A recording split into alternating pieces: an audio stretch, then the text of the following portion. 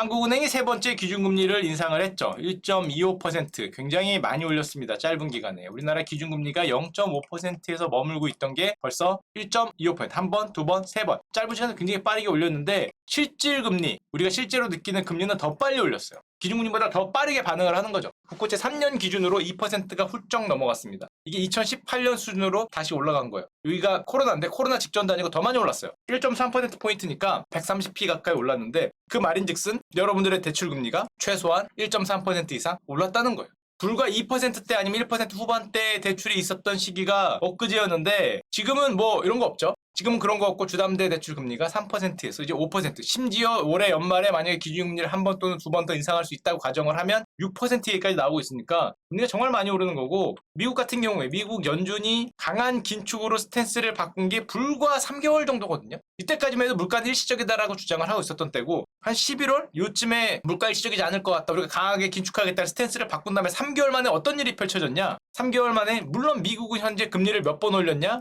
한 번도 안 올렸습니다. 아직 금리는 0%죠. 변동도 시작도 안 했는데 어떤 일이 펼쳐졌냐. 일단 주식시장이 살벌하게 밀리고 있죠.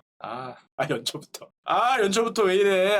정말 살벌하게 밀리고 있는데 이게 아침아침이 장을 보기가 무서워요. 약간 S&P가 지금 연초 이후 고점 대비해 거의 하루 이틀 빼고 다 밀린 것 같아요. 한 2주간에 걸쳐서 하루 이틀 빼고 전부 파란색인데 연초 이후 마이너스 7.7%. 많이 밀린 거죠. 한 20일밖에 안 지났으니까. 느낌보다는 조금 밀릴 것 같지만 어쨌건 이 정도면 굉장히 많이 밀린 거고, 코스피는 미리 밀려서 연초 이후로는 이 선방이라고 해야 되나? 한 5% 밀렸습니다. 한 3,000에 있던 게 지금 2,800까지 밀렸으니까 고점 대비로는 15%가 날라갔죠. 3,300 하던 게 지금 뭐 여기까지 날라갔으니까, 물론 우리의 희망은 이제 우리의 희망은 뭐 이쯤에서 뭐 다 온 게 아닌가 싶어요 라는 게 우리의 희망이긴 하지만 어쨌건 굉장히 살벌하게 밀리고 있고, 연준이 긴축을 시작한 지 불과 3개월 만에 또 어떤 일이 펼쳐졌냐. 우린 주식시장이고 주식보다 더 크게 반응하는 게 있으니 비트코인입니다. 코인 시장. 코인 하시는 분 계실지 모르겠는데 2달 만에 고점 대비에 마이너스 47%가 났어요. 이 고점 찍은 게 얼마 안 돼요. 2달, 석 달 그래요. 지금 35,000달러거든요. 한마디로 무슨 소리냐면은 35,000달러라면 여기가 35,000인데 이게 2021년도예요.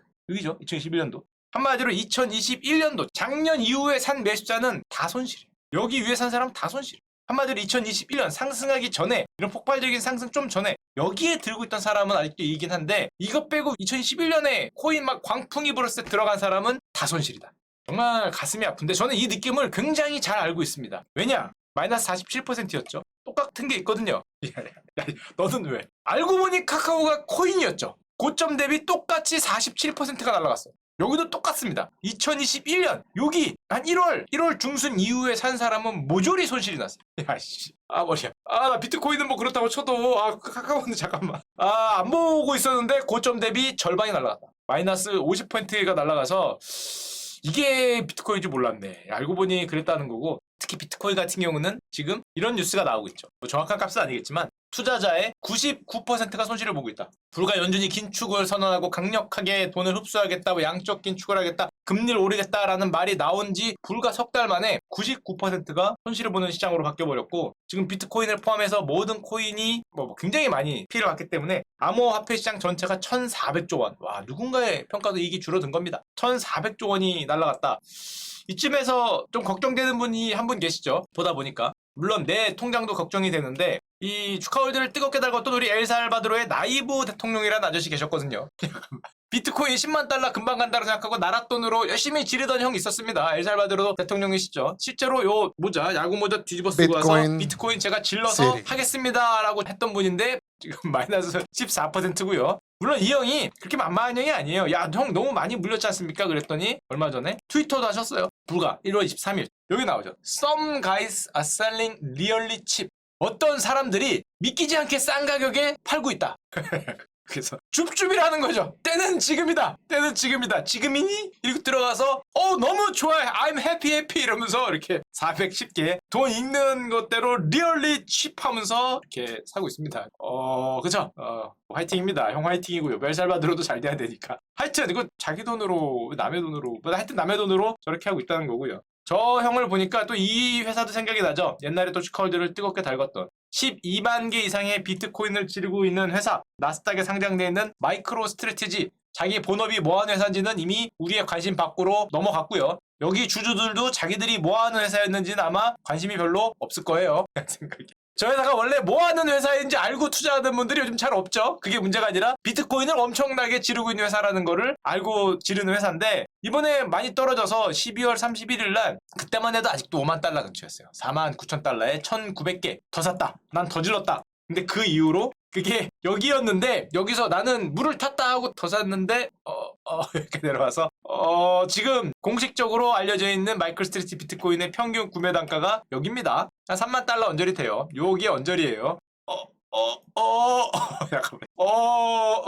그쵸? 조금 위태위태해요. 지금 이게 8조 원까지 평가가 올라간 적이 있었는데 지금 한 5조 원 정도로 생각이 되는 것 같아요. 뭐 정확한 건 아니지만 야 여기서 이거 물론 앞으로 뭐 이렇게 갈 테니까 그 마음이 저도 뭐 투자자로서 충분히 그죠 제 카카오를 생각하면은 분명히 저 모습이 정답입니다. 저렇게 갈 거라 믿어 의심치도 않지만 그래도 어쨌건 지금 뭐 반토막을 걱정을 하고 있고 그래서 마이크로스트래티지의 주가가 어저께도 17%가 빠졌습니다. 물론 여기는 좀 이따 보여드리겠지만 러시아 관련 뉴스가 있죠. 어저께도 또 17%가 빠져서 비트코인 찼다고 똑같죠. 오른 거에 절반을 지금 반납을 했다. 이렇게 보시면 되고 사실 비트코인은 최근에 코인 시장에 악재가 너무 많았어요. 어떤 것들이 있냐면 미국 연준이 디지털 달러화 백서를 발간했습니다. 1월 21일이죠. 드디어 미국 연준도 디지털 달러화가 나올 수도 있을 것 같아요. 여기는 약간 부정적이에요. 약간. 이거 잘못 발행했다가 기존의 달러 패권이 무너질 수 있다는 우려도 있기 때문에 약간 부정적인데 백서 한마디로 이렇게 해볼 테니까 어때? 하고 시장에 던진 거죠. 너희들이 보고 의견을 내. 향후 120일간 의견을 수렴할 예정인데 디지털 달러가 등장할 가능성도 뭐 있는 거고 게다가 결정적으로 이거죠. 미 증권거래위원회 미 SEC가 비트코인 현물 ETF 승인을 거부했죠. 옛날에 ETF가 나온 거는 옛날에 주가 관련 나왔지만 선물이죠. 선물 ETF였던 거고 실제로 비트코인을 사서 만드는 ETF를 투자자 이익 보호가 약하다 해서 거부했습니다. 이게 거부됐다는 뉴스도 있고 또 결정적으로 엊그제 나온 뉴스. 러시아가 또 이 와중에 암호화폐를 전면 금지할 수도 있다라는 보고서를 러시아 중앙은행이 내놨죠. 만약에 러시아가 암호화폐를 전면 금지하면 지금 러시아가 미국, 카자흐스탄에 이어 세계 3위 암호화폐 채굴 국가라고 하는데 사실 여기 금지해도 옆 나라로 가지 않을까? 여기도 카자흐스탄으로 올 것 같은데 왠지. 하여튼 뭐 그런 데로 와서 또 만들지 않을까 생각하지만 이 보고서가 나오면서 어쨌건 세계적인 강국이니까 또 암호화폐가 한번 크게 출렁였고 이쯤에서 여러분들이 가끔 신문에 보면은 우리 머스크 형이 나와서 아직도 뭐 도지 뭐 문샷 날린다. 우리 그 테슬라에 있는 어떤 메카닉들을 도지 코인으로 팔게 해주겠다. 뭐 이런 뉴스가 가끔 나와서 도지는 요즘에 잘 가고 있다라고 생각하시는 분들이 계실 텐데 도지 코인. 대부분의 알트코인들이 그렇지만 지금 고점 대비 마이너스 80%가 났어. 여기입니다 여기. 지금 뭐 박살난 거죠 박살. 이게 웃으면 안 되지만 이 도지코인 박살났고 이거 머스크 형이 너무 사실 도지코인이 머스크 형이 만든 코인이면 모르겠는데 이게 2013년에 소프트웨어 개발자 2명이 장난삼아 만든 암호화폐다. 그런데 시가총액이 뭐 암호화폐 10위권 안에 들어갔다 왔다 하고 최대 발행량도 없죠. 비트코인은 그나마 최대 발행량이라는 그리고 누구나 무제한 하여튼 이랬는데 올랐다가 가격이 굉장히 많이 폭락했다는 거고 그래서 요즘에 해외 외신들을 보면 이런 표현이 많이 나오고 있습니다. 긴축과 함께 주식도 윈터가 오고 있지만 크립토 윈터가 오고 있다. 왔다는 거죠. 왔다는 거. 앞으로 뭐 다시 불자 반등할 거라 뭐 믿어 의심치는 않지만 하여튼 뉴 크립토 윈터가 커밍했다라는 얘기를 많이 하고 있고 근데 이쯤에서 미국이 사실 기준금리를 크게 최근에 20년 기준으로 옛날에 말고 올린 거는 2004년에서 2006년 그리고 2016년 이후에 1번, 2번, 2번이 있었거든요. 그럼 요 2번, 기준금리를 크게 올렸던 2번에서 S&P 주식은 어떻게 움직였나? 많이 보죠 신문에서. 어떻게 움직였을까? 몰랐죠 그 기간. 기준금리 인상기 할 때 조금 벌컥은 하는데 어쨌건 한 2, 3년 두고 보면은 올랐다. 그러니까 버티자 이런 얘기를 많이 하죠. 저도 분명히 그렇게 생각합니다. 다만 한 번도 경험해보지 못한 건 하나 있죠. 연준이 대차대조 표축수를 과연 자기들이 말하는 것처럼 공격적으로 할 것인가. 이거를 공격적으로 줄이는 거는 우리는 경험해보지 못했는데 그렇진 않겠죠. 이렇게 부드럽게 슬로우 줄일 거라 기대하고 있지만 설마. 그래서 요즘에 보면은 대폭락을 얘기하는 분들이 또 굉장히 많이 늘어납니다.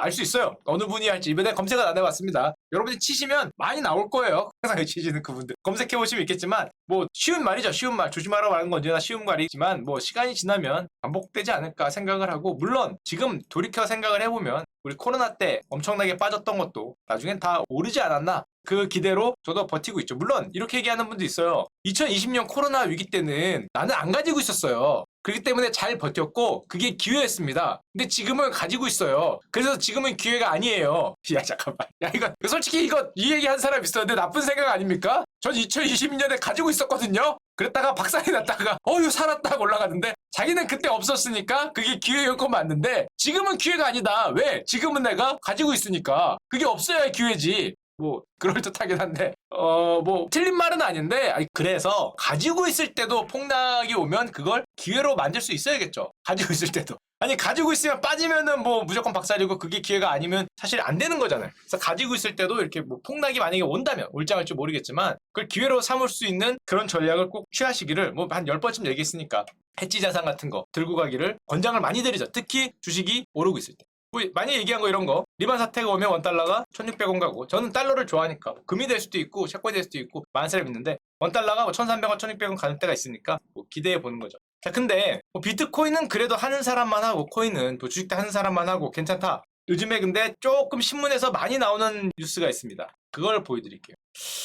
아닐 것 같은데 이건 정말 설왕설래가 많아요. 이 아파트 가격, 부동산 가격 어떻게 될 것인가. 주식 빠지잖아. 코인, 크립토 윈터가 온대. 모든 자산이 다 하락 조정을 받아. 그러면은 부동산도 위험자산 아니냐. 이것도 하락 조정을 받을 거다. 라는 얘기를 하는 분들이 있고요. 2번, 아까 전에 제가 가구 보여드렸죠. 우리나라는 공급이 좀 부족하고 가구가 늘어나기 때문에 수급에 의해서 안 밀릴 거다라고 얘기하는 분도 있어요. 뭐가 정답인지 저는 모르겠는데 일단 이건 있습니다. 현재 나오는 현상은 2021년에 월간 서울 아파트 거래량이에요. 딱 9월, 10월부터 벌써 빨라. 사람들이 생각보다 똑똑하고 대중은 생각보다 대단한 것 같아요. 눈치를 채고 거래량이 줄죠. 와, 이 정도의 촉으로 주식을 하면 대박 납니다. 9월에 만약에 코스피를 줄였어봐. 여기서 S&P를 줄이면 신입니다.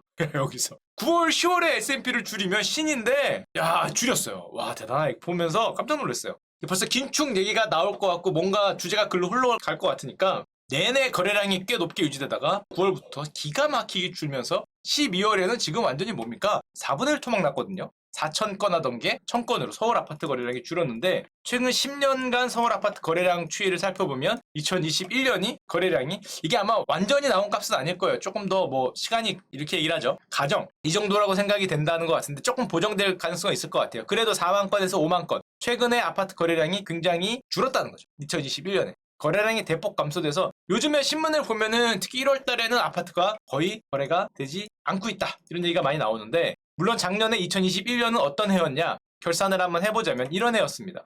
2002년 이후 20년 만에 주택가격이 역대 최고로 오른 해가 2019년, 2020년이 아닌 작년인 2021년이었죠. 상승률은 연간 15%였습니다. 역대 최고치였고요. 어디가 가장 많이 올랐냐? 2021년에 인천 33%. 뭐한데? 와, 이거 진짜입니까? 인천 아파트가 33%가 올랐어요? 2021년에? 경기는 29%. 서울에 2배가 올랐어요. 인천이었나? 인천 축하드립니다. 인천 축하드리고요. 서울이 오히려 좀 부진했죠. 경기나 인천이 굉장히 많이 올랐던 한 해였고 많이 올랐던 주택은 역시 압도적으로 아파트. 우리나라는 그렇죠. 단독은 뭐 쏘쏘. 연립도 조금 좋았는데 뭐 그랬고요. 아파트는 천에 천이었고요. 저 위였고 2021년이 또 어떤 해였냐? 서울시 기준으로 청약 경쟁률이 164대 1이 나왔다. 제가 그래서 안 넣었습니다. 이거 안 돼. 이거 안 돼. 164대 1은 야 제가 엄마 아빠 배 안에서 말고는 통과해 본 적이 없어요. 저거는 안 돼. 164대 1을 어떻게 이겨.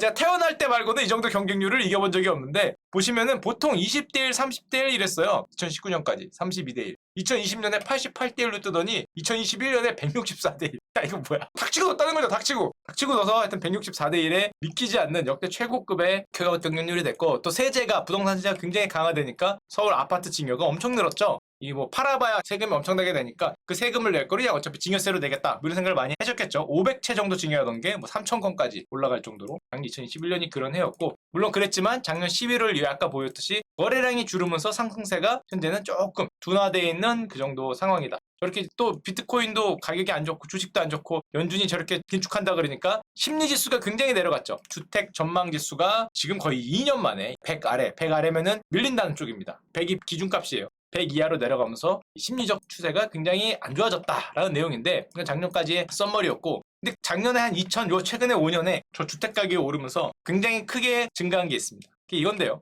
전세 자금 대출의 잔액이 이게 한 2010년에는 20조 그랬어요. 20조에서 25조. 요 10년 사이에 얼마입니까? 100조가 늘었어요. 전세자금 대출. 폭발적으로 상승했어요. 정말 이 정도면 폭발적인 상승인데 한 2010년도 초에 20조, 30조 그랬던 게 이러다가 이렇게 올라서 지금 149조, 150조가 됐는데 가계대출 증가분에 왜냐면은 전세대출은 쉽게 나오잖아요. 이 집 산다 그러면은 요즘에 뭐 LV 뭐 막히고 DTI 막히고 밸류에서 막히고 LTV에서 막히고 이런 데서 많이 막히는데 요즘에는 전세대출은 안 막으니까 가계대출이 전세로 굉장히 많이 몰렸고 또 아까도 얘기했지만 저걸 누가 대출을 받았겠습니까? 대한민국 가구수가 초반에 얘기했듯이 2천만 원을 돌파했고 인구는 안 늘었는데 가구수가 늘은 거는 거의 대부분 1인 가구가 가져갔고 그렇다면은 2030의 전세 대출 잔액이 무지막지하게 늘었다는 거죠. 여러분들이 최근 5년 사이에 얼마입니까? 50조를 더 빌렸어요. 전세 대출 자금으로. 여기 30조였죠. 여기 88조니까 여러분들이 50조를 더 빌렸는데 아까 나온 얘기지만 1인 가구 2030들은 젊고 당연히 아직 나이가 어리니까 이제 막 사회에 들어와서 소득이 낮아요. 당연하겠죠. 40대 50대 비해 소득이 낮죠. 10가구 중 8가구가 연소득 3천만 원 미만이에요. 80%가. 근데 지금 기준금리를 우리가 3번 올렸습니다. 올해 한두 번 더 올릴 것 같아요.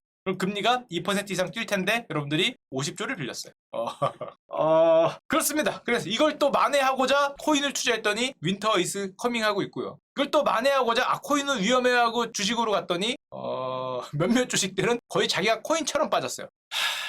쉽지 않다. 이렇게 긴축이라는 게 막상 겪어보면은 이렇게 참 쉽지 않다라는 거고 그럼에도 불구하고 뭐 긴축이라는 것도 사실은 긴축으로 인한 가격 하락은 우리가 기회를 삼을 수 있도록 자산 배분을 해야 된다는 거고 자 그런 와중에 가슴 아픈 사건들이 몇 개 있습니다. 요거는 조금 가슴 아픈 얘기인데 보여드리도록 하겠습니다. 우리가 정말로 많이 투자했던 제가 2017년도 18년도에 정말 많이 들었고 저희 같은 팀에서도 팀원이 정말 많이 투자했던 바로 그 종목인데요. 신라젠이라는 종목이 상장 폐지를 결정했습니다. 결정이 완전히 난 건 아니죠. 최종은 남았는데 상장 폐지되는 쪽으로 가고 있어요.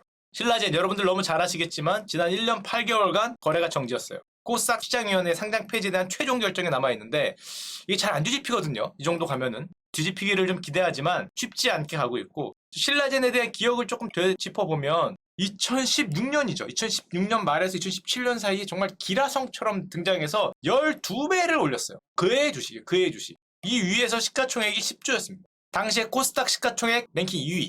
여기 이 정도에서 시가총액 9조 10조. 저때 당시 신라젠의 위험 어린 모습이 얼마나 대단했냐면 당연하겠지만 아직 돈을 버는 회사가 아니죠. 임상을 통과를 안 했으니까 6년 연속 적자였고요. 적자임에도 기술 특례로 상장을 했는데 당시 시가총액 10조 원은 그 당시 국내 제약사 시총 삼바나 이런 데 빼고 제약사 시총 1위하고 2위를 다 합친 게 5조였어요. 우리나라 대표적인 제약사 있잖아요. 약 만드는 회사들. 당시 국내 제약사 시총 1위하고 2위를 합친 게 5조가 좀 넘었는데 신라젠이 아직 제품이 하나도 없었지만 10조를 찍던 기염을 토했습니다. 신라젠을 조금 살펴보면은 신라젠이라는 이름 자체가 어떻게 나왔냐 이렇게 나왔다고 합니다. 삼국시대 신라 귀족들은 온천욕으로 천연두를 다스렸다. 아 그래요? 처음 듣는데? 우리나라 신라 이 선조들은 천연두를 다스리는 법을 알았다. 그래서 신라 제너는 뭐냐? 에드워드 제너, 이 천연두 백신 넣은 아저씨 있죠? 그 제너 박사. 그 제너를 갖고 와서 신라 제너, 신라인 제너, 제너 같은 신라인 그런 거를 했기 때문에 신라 제너에서 신라젠이다. 설마 이거 낭설은 아니겠지? 저도 뉴스에서 갖고 왔는데 맞는 말이겠죠? 설마 뭐 말도 안 되는 소리 하고 있어 이러면 곤란합니다. 뉴스에 갖고 왔는데 뭐 그렇다고 합니다. 그렇다고 하는데 한마디로 이름부터 벌써 바이러스를 활용을 해서 꿈의 항암제를 개발하겠다라는 기업이었는데 문제는 신라젠이 그래도 잘 나가다가 2019년에 거의 뭐 유일한 희망이라고 할 수 있죠. 파이프라인 팩사백이라는 항암제가 있습니다. 무슨 바이러스를 활용을 해서 암을 막는 팩사백이라는 항암제가 있는데 여기 2019년에 임상 중단 권고가 나와요. 아직도 임상 중입니다. 실패한 건 아닌데 충격적인 뉴스가 나오면서 기억하시는 분 있겠지만 폭포수처럼 빠지죠. 임상에 사실상 물 건너간 게 아니냐 이런 의식이 퍼지면서 여기서 가격이 폭포수처럼 밀립니다. 거의 뭐 돌아왔어요. 한 2년 전에 10배, 12배 오르기 전에 가격으로 돌아갔는데 근데 그냥 이랬으면 그래도 뭐 꿈의 항암제 개발에 도전하다가 아쉽게 안 됐다. 안타깝다. 참 잘 될 수 있었는데 이렇게 생각하고 넘어갈 수도 있는데 물론 아직 임상 중입니다. 이제 앞으로 돼서 이렇게 갈 수도 있어요. 임상 중이긴 한데 문제는 여기서 터지죠. 2020년 5월에 검찰이 신라젠 전 대표이사를 구속 기소하는 일이 일어났습니다. 그러더니 주식 거래가 정지됐어요. 왜? 거의 1년 만에 검찰이 신라젠 전 대표를 구형을 하는데 징역 20년을 구형했어요. 징역 20년. 지금 20년을 구형했는데 그 내용을 보면 약 1,900억의 부당이득을 얻은 배임 혐의다. 검찰에 따르면 지금 이게 무려 시가총액 10조 월급 코스닥 랭킹 2위에 올랐던 기업에 대한 검찰 그 내용이에요. 보면은 2014년 3월경에 무자본으로 페이퍼 컴퍼니를 설립한 다음에 금융회사에서 돈을 350억을 빌려서 신라젠의 신주 이스콘부 사채를 매입하는 방법으로 1918억 상당의 부당이익을 취했다. 가장 납입을 했다. 뭐 이렇게 어려운 말이 있는데 이게 무슨 소리냐? 아직 1심 끝났어. 1심밖에 안 끝나고 2심 중이긴 한데 이게 무슨 얘기냐면 제가 기적을 보여드리겠습니다. 자, 여러분들이 뭐 축하해요. 축하가 페이퍼 컴퍼니 A를 세웠습니다. 돈이 한 푼도 없어요. 기적을 창출할 수 있냐? 있죠. 왜냐면 금융공학을 잘 알거든요. 금융회사에서 350억을 빌려요. 이걸 어떻게 빌리냐? 그건 여러분들이 빌려야죠. 그것까지 모르겠고. 하여튼 어디 전화해서 야 난데 350억만 좀 빌려와요. 그리고 회사에다가 얘기를 해요. 신부 인수권부 사채, 채권이죠. 채권인데 옵션, 그러니까 주식이 올라가면은 이 가격에 정해진 가격에 주식을 살 수 있는 옵션이 달린 사채를 350억어치를 발행을 해요. 그럼 회사가 그걸 발행해서 왜 나한테 주느냐? 그건 여러분들이 하는 거고요.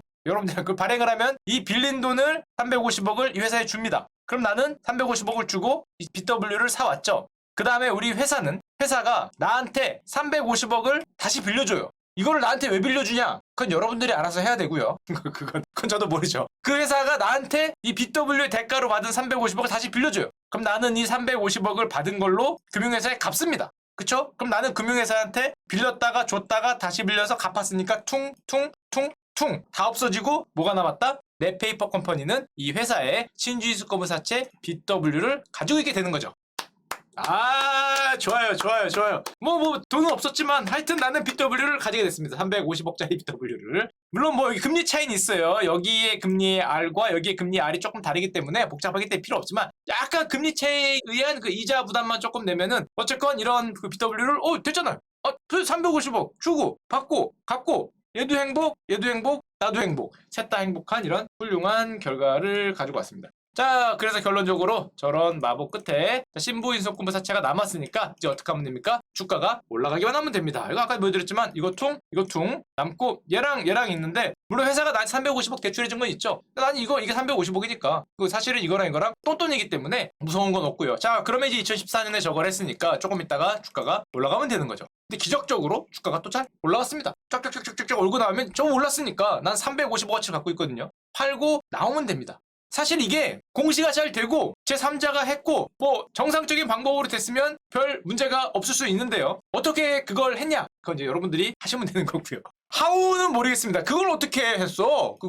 그거는 뭐 잘하는 거죠. 하여튼 방법은 그랬고요. 자, 그래서 근데 경찰에 따르면 팩사백의 임상 중단 사실이 공시되기 전에 회사 내부 정보를 이용해 주식을 대거 팔아치운 혐의, 아니 확정된 건 아닙니다. 혐의도 받고 있다고 합니다. 그러니까 한마디로 여기 어디에서 이 BW를 행사해서 주식을 팔은 혐의를 받고 있다는 건데, 자, 결론적으로 이 BW 행사하고 350억짜리를 청산을 딱딱딱딱 했죠. 주가가 상승했으니까 이득이 얼마가 났다? 1918억이 났다는 내용입니다. 결론적으로 나는 무자본 페이퍼 컴퍼니를 세워서 350억짜리 BW를 갖고 있었는데 이 가격이 올라서 1918억에 이득이 났고, BW니까 채권이니까 이거 채권 신라젠이죠. 신라젠 350억 갚아서 대출 350억 끄면 남은 거는 이것만 남았습니다. 아, 이거 좋아요. 아무도 손해본 게 없고 나는 1918억이 나왔다라는 이런 기적의 금융회사도 퉁퉁 치고 신라젠에도 이거 350억도 가봤고, 그럼 나는 이것만 나왔으니까 1918억이 이득으로 나왔다라는, 이게 뭐 합법 아니냐? 뭐 이런 겁니다. 물론 합법일 수도 있죠. 누가 주체가 되고 이런 게 전혀 안 나왔기 때문에 정상적인 방법만 밟았으면 문제 없는데 이제 그거는 검찰하고 싸우는 건데, 항상 저런 문제가 생길 때 피고자들이 하는 얘기가 있습니다.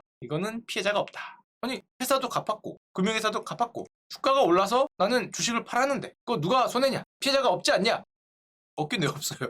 야, 카카오 빠졌는데 나는 피해자지. 야, 지금 비트코인 반토막 났거든요. 지금 피눈물이 나요. 피눈물이. 아침에 일어나서 주가를 못 보겠는데 그게 피해자가 없지 않죠. 나 있거든 나. 갑자기 또 열받네. 하여튼 뭐 그게 있어요. 마이너스 40. 하여튼 뭐 그렇습니다. 뭐 그런 게 있기 때문에 사실은 없지 않고, 근데 1심 선고가 나왔죠. 제가 얘기를 갖고 온 거는 혐의만 가지고 얘기할 수는 없죠. 법원에서 1심 선고가 나왔습니다. 5년.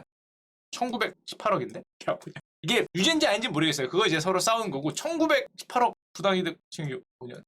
왜 이게 나왔냐? 왜 이게 이유가 있어요. 이게 보면은 신라젠에서 끼친 손해가 1900억이 아니다. 350억이다. BW 350억짜리 갖고 왔으니까. 주가가 오른 다음에 판 거는 신라젠에 끼친 손해가 아니라는 거죠. 신라젠 입장에서 배임은 아닌 거죠. 왜냐면 1900억이 신라젠에 끼친 손해가 아니잖아. 나한테 끼친 손해지. 내가 갑자기 열받네. 그죠? 내 손해지, 내 손해. 니네 손해는 아닌데 내 손해잖아. 내 손해인 거를 나는 거기다가 이걸 안 했으니까, 내가 원고는 아니니까. 그러니까 그건 걔가 아니라 쟤니까. 그래서 350억이다. 뭐 그쵸? 뭐 그럴 수 있죠. 뭐 그럴 수 있는데 아니 뭐 논리는 그렇습니다. 저는 뭐 법을 잘 모르니까 논리는 그런데 350억이라고 해도 5년은 하여튼 뭐 이게 저는 무죄기를 강력히 바랍니다. 이게 정말 검찰이 잘못 알은 거였고 사실은 정당한 방법이었고 다 정당하게 공시가 됐고 누구나 다 알고 있었고 누구나 다 명확한 그거였으면은 무죄죠. 사실은 그건 무죄인데 이거는 법리는 검찰이 따져야 되지만 만약에 정말로 350억의 피해가 있었다. 그러면 5년이면 그렇지 않나? 아니 제 생각. 만약에 있었다면 없었으면 없으면 최고죠. 없기를 강력히 바라고요.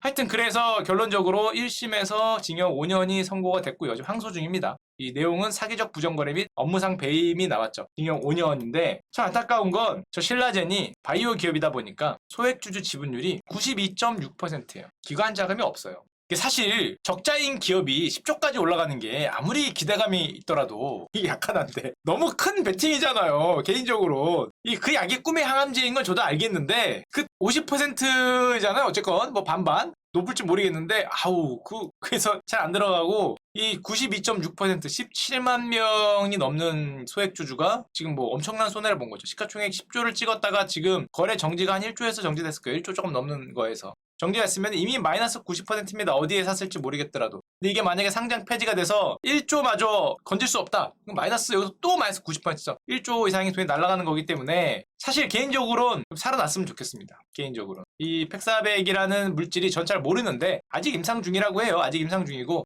인상이 아직은 순항하고 있다고 회사가 그러니까 개인적으로는 살아났으면 좋겠는데 쉽지는 않을 것 같다. 상장 폐지 쪽으로 가고 있는 것 같다. 특히 전 경영진의 그런 배임, 업무상 배임 문제가 있는데 그것도 배임이 아니었기를 바랍니다. 아니었길 바라지만 현재까지는 이제 그런 문제가 있고 다만 개인적으로는 여러분도 그거 느끼지 않습니까? 이런 게 너무 많이 나온다. 코스닥 랭킹 2위입니다. 2위. 시가총액 10조 원이에요. 소액주주가 10만 명이에요. 그런데 직원이 횡령하는 거는 그래도 리스크 관리 시스템 직원 한 명의 일탈 그거잖아요. 근데 이거는 영화 작전이지. 저게 만약 진짜 그렇게 됐다면 아까 봤잖아요. 페이퍼 컴퍼니 해서 이게 사실 복잡한 건 아니에요. 여기다가 이제 뒤에 세우고 뒤에 누가 하고 이런 식으로 엄청 복잡해 갈 텐데 이게 어떻게 보면 단순하기도 하고 어떻게 보면은 가능한가 싶은 이게 누가 보더라도 걸릴 것 같은데 이게 가능한가 싶은 사건이 정말 많이 일어난다. 어떻게 저게 일어날까? 저 생각을 어떻게 할까? 저 생각을. 시가총액 10조 원짜리 소액주주 10만 명이 넘는데 1,900억을 만약에 부당이득이라면 이득을 취할 수 있는 저런 거를 기획하고 실행할 수 있을까? 그건 문화의 문제인 것 같은데 하여튼 그렇습니다. 지난번만 나왔지만 지난 5년간 한국거래에서 상장 폐지되어 강제 퇴출된 기업이 무려 61개입니다. 한 해에 12개씩 날아가요. 가장 그중에 날아간 이유 1위가 횡령 배임이에요. 높아요. 한 20% 넘을걸요? 횡령 배임으로 날아가는 게 실적이 안 좋아서 날아가는 것보다 저게 더 많을 거예요. 이게 말이 되나 싶지만 실적 안 좋아서 날아가는 것도 많은데 횡령하고 배임하고 아까 전에 작전 같은 거 썼다가 문제가 생겨갖고 날아가는 게 더 많다는 게 참 어이가 없고 잘 해결됐으면 좋겠습니다. 자 그리고 이것도 분식회계 이슈긴 한데 여기는 앞에서 얘기한 대로 그런 건 아닌 것 같고 자, 셀트리온도 고점 대비 무려 58%가 빠졌어요. 여기면은 2017년 주가입니다. 셀트리온은 앞에서 말한 신라젠하고는 비교가 안 되죠. 사이즈가. 신라젠은 최고점 시가총액이 10조 원인데 셀트리온은 여기서 이렇게 빠진 시가총액만 30조입니다. 최근 1년간 빠진 시가총액이 30조니까 누군가는 평가 손실이 30조가 난 거예요. 여기는 왜 또 문제가 있냐? 물론 실적도 좀 안 좋고 주가 좀 밀리고 그게 있는데 셀트리온도 분식회계 이슈가 있습니다. 최근에 막 생긴 이슈는 아니고 이거 한 10년 된 떡밥이죠. 10년 된 떡밥. 2010년대부터 제가 봤던 이유인데 다시 한번 불타오르는 건데 조사만 지금 3년째 하고 있습니다. 이게 무슨 내용이냐? 조금 더 자세히 나오겠지만 재고자산 손실을 어떻게 회계에 반영했냐? 줄인 거 아니냐? 이걸로 지금 아직도 싸우고 있다는 건데 이건 한 2012년? 그때도 제가 이거 봤던 것 같아요. 셀트리온 분식회계 이슈. 분식회계니까 뭔가 느낌은 굉장히 안 좋은데 결국 회계를 어떻게 반영을 했냐? 이런 내용이죠. 쭉 나오지만은 예를 들면 셀트리온이 회사가 3개가 있는데 여기 있는 매출을 일로 옮기고 이랬다는 거죠. 서로 복잡하게 제가 다 설명은 안 드리겠습니다. 일로 가고 그랬으면 여기 재고로 쌓여 있으니까 이 재고를 얼마로 평가하냐에 따라서 얘는 손익이 많이 변동이 되는데 재고 평가를 좀 높게 했다. 손실을 줄였다. 이런 의혹을 받는다는 거죠. 저것 때문에 거의 10년 넘게 셀트리온은 역사와 전통을 자랑하는 공매도 대상 기업이죠.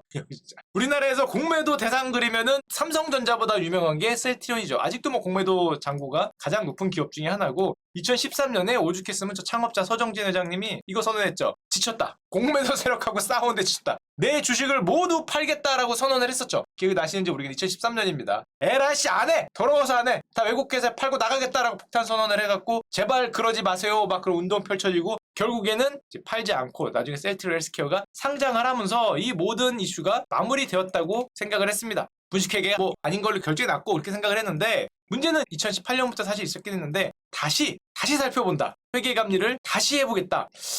뭐 얘기가 나오고 있어요. 정확히는 아직 금융당국이 그냥 회계감리 중이니까 내용이 나와봐야겠지만 다시 회계감리를 한다는 내용만으로 불안한 거죠. 만약에 저게 정말로 분식이라고 나오면 그거 어떻게 해요? 분식이라고 나오면 지금 나오는 내용은 뭐 2016년에 복잡하지만 상장 직전에 셀트리온 헬스케어의 재고의 가치를 높게 잡아서 적자를 없애서 상장을 했다 뭐 이렇다는 내용인데 잘 모르겠습니다. 잘 모르겠지만 하여튼 저 기나긴 떡밥이 아직도 현재 진행형이다. 지금 3월 중에 결론이 나온다 그러는데 문제는 셀트리온 같은 경우는 비교가 안 되죠. 신라젠하고는. 소액주주가 무려 84만 명입니다. 거의 국민 주식이기 때문에 결론이 정말 잘 나야 되지 않을까. 분식회가 아니었고 실적이 좋은 걸로 나오기를 좀 한번 기대해 보도록 하겠습니다.